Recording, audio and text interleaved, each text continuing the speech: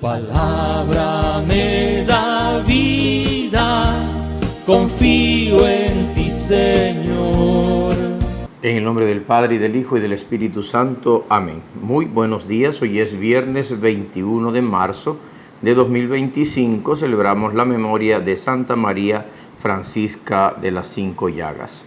El Señor esté con ustedes. Lectura del Santo Evangelio según San Mateo. Gloria a ti, Señor. En aquel tiempo dijo Jesús a los sumos sacerdotes y a los ancianos del pueblo: escuchen otra parábola. Había un propietario que plantó una viña, la rodeó con una cerca, cavó en ella un lagar, construyó una torre, la arrendó a unos labradores y se marchó lejos. Llegado el tiempo de los frutos, envió sus criados a los labradores para percibir los frutos que le correspondían. Pero los labradores, agarrando a los criados, apalearon a uno, mataron a otro y a otro lo apedrearon. Envió de nuevo otros criados más que la primera vez e hicieron con ellos lo mismo. Por último les mandó a su hijo diciéndose: tendrán respeto a mi hijo. Pero los labradores, al ver al hijo, se dijeron: este es el heredero, vengan, lo matamos y nos quedamos con su herencia. Y agarrándolo lo sacaron de la viña y lo mataron.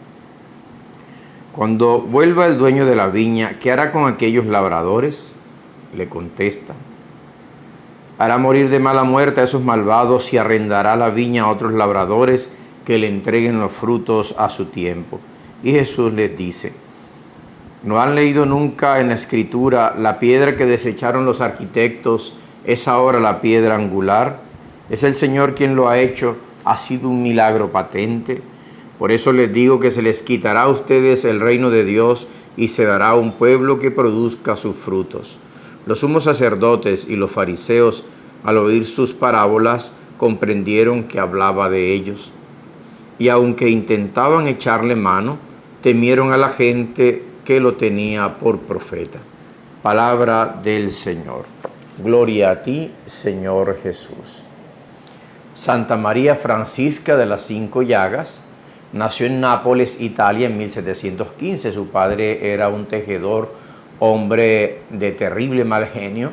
La mamá era una mujer extraordinariamente piadosa, la cual antes del nacimiento de la niña, ante los maltratos violentos de su esposo y ante el misteriosos sueños que había tenido, le consultó el caso a San Francisco Jerónimo, el cual le profetizó que tendría una hija a la cual Dios le hablaría por medio de revelaciones. Desde muy pequeñita fue obligada por su padre a trabajar muchas horas cada día en su taller de hilados, pero la mamá aprovechaba todo rato libre para leerle libros piadosos y llevarla al templo a orar. El párroco, admirado de su piedad y viendo que se sabía de memoria el catecismo, la admitió a los 8 años a la primera comunión y al año siguiente la encargó de preparar a varios niños. Las demás obreras de la fábrica comentaban: María Francisca trabaja las mismas horas que nosotras y hace el doble de hilados que las demás. ¿Qué será? ¿Vendrá su ángel de la guarda a ayudarla? Y empezó a correr la noticia de que esta jovencita recibía especiales ayudas del cielo. Lo cierto es que cada día dedicaba 4 o más horas a rezar, leer y meditar. Y cada mañana asistía muy devotamente a la Santa Misa. Un domingo por la tarde, mientras preparaba a unos niños para la primera comunión, de pronto se quedó callada como mirando a lo lejos y luego dijo: Josecito, corra a su casa que su mamá lo está necesitando. Vaya ya enseguida. El niño salió corriendo y encontró que a la mamá le habían dado un ataque y al caer había lanzado una lámpara encendida sobre un poco de ropa y se iba a producir un incendio. A tiempo pudo apagar las llamas y salvar la vida de su mamá. La noticia corrió por todo el barrio y la gente empezó a comentar que a esta muchacha le enviaba Dios mensajes extraordinarios. Como era hermosa, el papá le consiguió un novio de clase rica, pero María Francisca le dijo que ella había prometido a Dios conservarse soltera y virgen para dedicarse a la vida espiritual y ayudar a salvar almas. El papá estalló en cólera y le dio violentos azotes. La encerró en una pieza a pan y agua por varios días. La jovencita aprovechó este encierro y este ayuno para dedicarse a orar y a meditar y a hacer penitencia. La mamá logró hacer que un padre franciscano viniera a la casa y convenciera al furibundo papá para que la dejara en libertad a su hija para escoger el futuro que más le agradara. El religioso logró convencer a don Francisco Galo a que le permitiera que su hija se dedicara a la vida espiritual en vez de obligarla a contraer matrimonio. El 8 de septiembre de 1731 recibió el hábito de terciaria franciscana y siguió viviendo en su casa, pero con comportamientos de religiosa. Como la gente comentaba que esta muchacha avisaba el futuro y leía las conciencias, un hombre de negocios le propuso a don Francisco que aprovechara las cualidades de su hija para conseguir mucho dinero. El papá le propuso entonces a María Francisca que se dedicara a adivinar la suerte a los demás y cobrara las consultas. Ella le dijo: papá, ¿es que has creído que yo soy adivina? No eres adivina. Le respondió él: pero eres una santa y lograrás que Dios te comunique el futuro de la gente. La joven le dijo humildemente: papá, yo no soy una santa, yo soy una pobre criatura que lo único que hace es tratar de rezar con fe, pero no soy la que tú te estás imaginando. Y además nunca negociaré con lo que es de la religión. Entonces el papá la castigó ferozmente a latigazos y a duras penas la mamá logró sacarla de sus manos. La joven corrió aterrorizada a casa del señor obispo, el cual se fue ante el juez y logró que a ese hombre le pusieran una sentencia de que si en adelante azotaba a su hija, tendría que pagar una multa. Esto hizo que no la azotara más. María Francisca era muy devota de la pasión de Cristo. Por eso, al hacerse terciaria franciscana, tomó el nombre de María Francisca de las 5 Llagas y pasaba horas y horas meditando en la pasión y muerte de Jesús. Frecuentemente, mientras estaba en oración, entraba en éxtasis. La Santísima Virgen se le aparecía y le traía mensajes.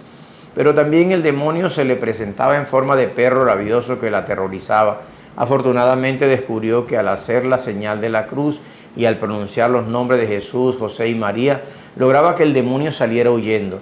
Este fue el consejo que le oyó un día al crucifijo: cuando te asalten los ataques de los enemigos del alma, haz la señal de la cruz y además de invocar los nombres de las 3 divinas personas de la Santísima Trinidad, debes decir varias veces: Jesús, José y María. Cuando la mamá se le murió, María Francisca se dio cuenta de que ante el temperamento tan violento de su padre, ella tenía que abandonar el hogar.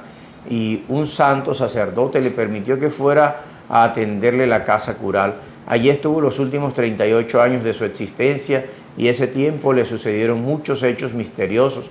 Un día estaba barriendo la sacristía cuando oyó una voz que le decía: María Francisca, huya, salga huyendo, rápido. Ella salió corriendo y minutos después se desplomó el techo de la sacristía, así salvó su vida. Cuando rezaba el Via Crucis, iba sufriendo algunos dolores parecidos a los que Jesús sufrió en el huerto de los Olivos en la flagelación, en la coronación de espinas, al llevar la cruz a cuestas y al ser crucificado. Cada Viernes Santo entraba en agonía como si estuviera muriendo en una cruz, y todo esto lo ofrecía por la conversión de los pecadores y el descanso de las benditas ánimas del purgatorio. Las personas decían: María Francisca saca más almas del purgatorio ella sola con sus sufrimientos que todos nosotros con nuestras oraciones. Unos de los fenómenos más extraordinarios de esta santa sucedieron durante la comunión. En 3 ocasiones la santa hostia voló a posarse en sus labios. Una vez, mientras el sacerdote decía: este es el Cordero de Dios, la hostia que él tenía en la mano salió volando y fue a ponerse en la boca de la santa. Otra vez voló desde el copón, y una tercera vez, al partir el celebrante la hostia grande, un pedazo de ella voló hacia la fervorosa mística que estaba aguardando turno para comulgar. En la Navidad de 1741 el niño Jesús le habló y le dijo: quiero que seamos amigos para siempre. Fue tan grande la emoción de ella al oírle esto a nuestro Señor que quedó ciega por 24 horas. Después recobró otra vez la vista y el resto de su vida lo dedicó por completo a amar a Jesús y hacerlo amar por los demás. Le aparecieron las 5 llagas o heridas de Jesús en su cuerpo. Su salud era muy defectuosa y las enfermedades la hacían sufrir enormemente.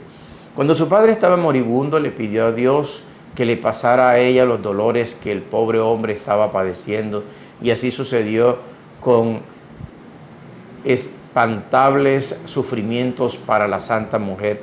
pero con estos sufrimientos logró convertir a su papá y a muchos pecadores más. En sueños veía varias almas del purgatorio que le suplicaban ofreciera por ellas sufrimientos ya si los hacía. Muchas personas la trataron muy mal y ella ofrecía con paciencia estos malos tratos, rezando por quienes les ofendían y tratando bien a quienes le trataban mal. Las personas murmuraban contra ella e inventaban lo que no era cierto, pero ella callaba para asemejarse a Jesús, que calla en su pasión.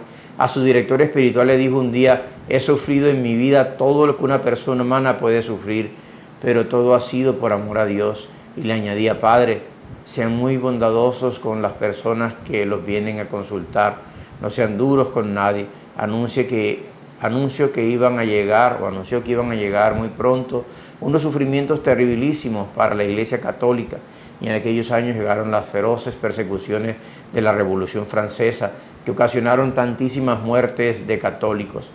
Pidió a Dios que no permitiera que ella presenciara estos desastres y murió cuando estaban empezando. El 6 de octubre de 1791 murió santamente. Al año 1867 el sumo pontífice la declaró santa. A un sacerdote le prometió que se le aparecería pocos días antes de que él se muriera, y así lo hizo. Se le apareció y a los 3 días murió el padre. Gran santa, gran mística, gran mujer, defensora de la Iglesia, pero sobre todo asumiendo su propio cuerpo la injusticia de los demás. San Mateo en el capítulo 21 nos habla de los viñadores homicidas. Jesús se dirige a los sumos sacerdotes, a los ancianos del pueblo, a la alta casta sacerdotal judía, y les dice una parábola. Había un propietario que plantó una viña, la rodeó. Nosotros sabemos que esto lo toma en Mateo pues del profeta Isaías, ¿no? El lagar en el Antiguo Testamento, de esta viña que se plantó, que se hizo la casa del guarda, que se encerró y que después no dio fruto, sino que produjo agrazones y hubo que abrir para desechar todo el cultivo. Similar a esta, pero esta es de los viñadores homicidas. Cavó en ella un lagar, construyó una torre, la arrendó a unos labradores y se marchó lejos. Y luego mandó a sus criados, se marchó a otro país, porque era extranjero, mandó a sus criados a percibir los frutos, pero agarraron a los criados, los golpearon, los maltrataron, los apedrearon, y luego mandó a otros más e hicieron lo mismo y a otros los mataron. Luego manda a su hijo para que su hijo reclame pues la cosecha. Normalmente quien compraba la tierra la daba al cuidado de algunos campesinos o personas.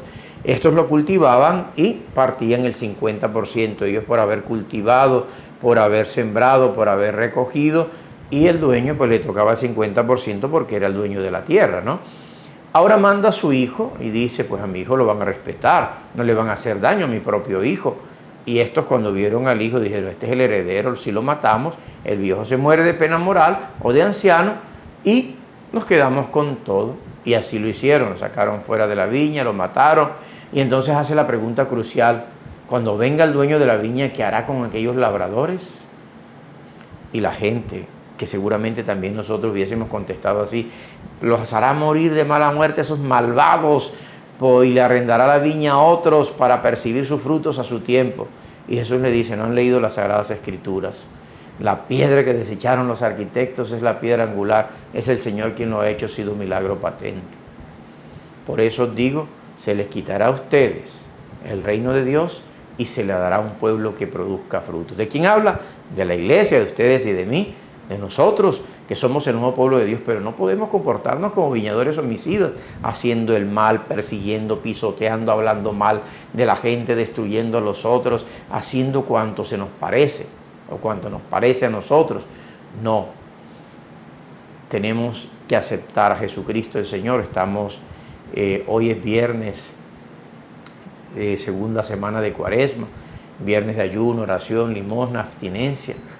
Hoy ofrecemos nuestros sacrificios, nuestras oraciones, nuestras limosnas por el perdón de nuestros pecados y para que el Señor nos dé la gracia de poder vivir también una Pascua de resurrección con todo el corazón y con toda la vida.